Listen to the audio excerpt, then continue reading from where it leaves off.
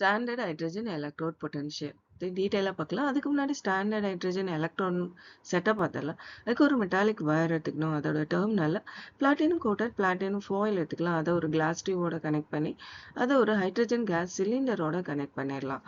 இந்த whole செட்டப்பையும் 1 molar H+ ions இருக்கிற ஒரு சொல்யூஷனில் டீப் பண்ணிடலாம்.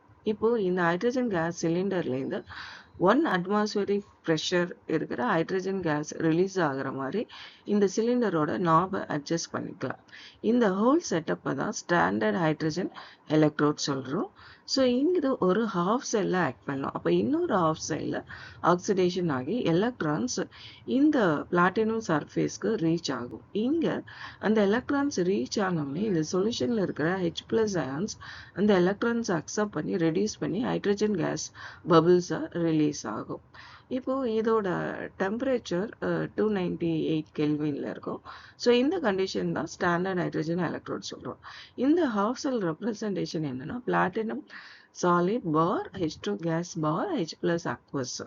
இதோட ரியாக்ஷன் என்னன்னா H++ electron gives H2. Balance பண்றதுக்காக 2 இன்ட்ரோடியூஸ் பண்றோம்.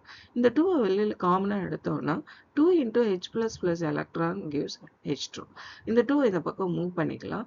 So H++ electron gives half H2. So அப்போ இந்த reduction potential voltage that is E0 value என்னன்னா H+ இதை எப்படி ரெப்ரசன்ட் பண்ணலாம்னா E0 H+ bar of H2.